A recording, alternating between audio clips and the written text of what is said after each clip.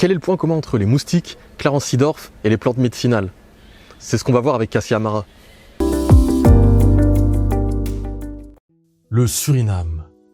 Situé au nord de l'Amérique du Sud, limitrophe de la Guyane française, ce pays de 600 000 habitants, merveilleuse terre à la végétation luxuriante, est notamment connu de par sa diaspora, ayant largement contribué au succès footballistique de la nation orange. C'est ici même qu'en 1755, Kraman Kwasi, alors esclave érudit, se fit affranchir par les colons bataves. En effet, le XVIIIe siècle fut marqué par l'avènement du paludisme, aussi bien dans les zones tropicales qu'au sein du vieux continent. L'on chercha bien des remèdes pour pallier à ce fléau.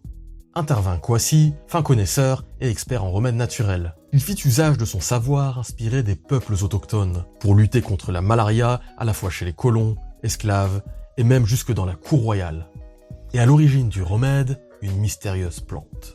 Cette même année, le père de la classification botanique, j'ai nommé le Suédois Carl von Linné, envoya l'un de ses disciples dans le petit pays des Caraïbes, afin de recueillir des échantillons du fameux remède. Et en hommage à l'esclave affranchi, il choisit de nommer la dite plante à l'origine de celui-ci Cassia Amara, avec Cassia pour Kwasi et Amara pour souligner l'amertume très prononcée du végétal. That he was even recognized in Sweden by Carl Linnaeus, who then decided to name the plant after him. Yeah, which is wow. This is really wow. This is really wow. This is wow. Appelée quinine de Guyane, quinine de Cayenne ou encore Quachi, Cassia Amara est une plante de la famille des Cimarubacées. Elle serait originaire du Suriname et aurait ensuite été importée vers la Guyane, le Mexique, le Panama ou encore le Brésil. Le végétal est un arbuste dont la tige mesure 10 cm de diamètre et 6 cm de haut. Ce que j'ai dans ma main, c'est les copeaux de l'écorce du bois de Cassia Amara. Et c'est dans ces copeaux qu'on retrouve les composés d'intérêt en plus grande quantité. On reconnaît le cassia par la présence marquée de fleurs couleur rouge écarlate. Également à noter la présence de fruits de couleur noire. L'extrait de cassia est l'un des seuls extraits naturels autorisés par l'Union européenne à pouvoir être utilisé comme aromatisant. Comme d'ailleurs l'extrait de quinine, que l'on retrouve dans certaines boissons de type tonique. Dans l'industrie, on se sert de l'amertume liée aux molécules dérivées de cassia. Ainsi, on dénature les cosmétiques et les alcools. C'est-à-dire que l'amertume si prononcée prévient leur ingestion orale. Les composés issus de cassia peuvent être utilisés en tant qu'insecticide, à rappeler que son usage en tant que tel est interdit en France depuis 2022. Macéré dans du rhum, l'écorce de cassia sert alors d'antiparasitaire. On frotte également les feuilles sur la peau, là encore pour éloigner les moustiques et les parasites. Et comment ne pas évoquer les ingénieux bitter cups, qui sont littéralement des gobelets issus de bois de cassia.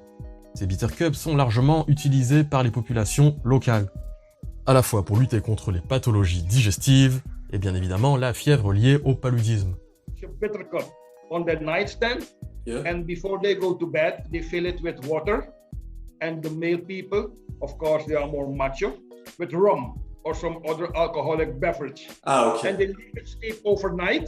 And when they wake up the next morning, they drink the water or the alcohol with the quassia extract in. Au niveau des familles de molécules qu'on va retrouver dans la plante, cette fois-ci, premièrement, il y aura des alcaloïdes. La deuxième famille qu'on retrouve, c'est les cassinoïdes. Cassia, cassinoïdes. Et dans cette famille, on va s'intéresser à deux molécules. D'abord, la cassine. Alors la cassine, elle est entre autres responsable de l'amertume très prononcée de Cassia Amara. Par exemple, la caféine, c'est amer. Et bien Cassia, elle est 1670 fois plus amère que la caféine.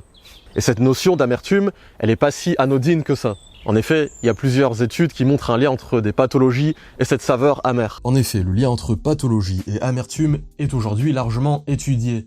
On a d'ailleurs identifié le groupe de récepteurs TAS2R comme responsable de cette saveur si particulière.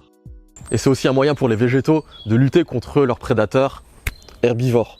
Ensuite, on a la Simacalactone E. Vous me remercierez pour le Scrabble. Au début des années 2000, des chercheurs de l'Institut de recherche et de développement se rendent en Guyane française.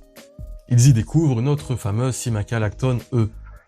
En 2015, l'Institut se voit attribuer un brevet pour la molécule, plus précisément pour le caractère médicamenteux, notamment antipaludique, de celle-ci.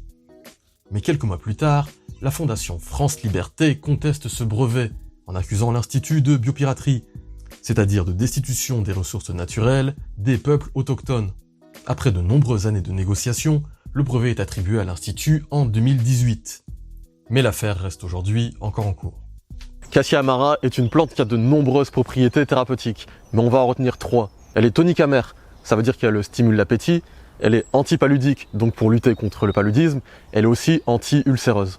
Alors c'est tout pour cette vidéo sur Cassia amara. On se retrouve sur Insta, sur Facebook, lumbuki-media. D'ici là, portez-vous bien, prenez soin de vous et salut.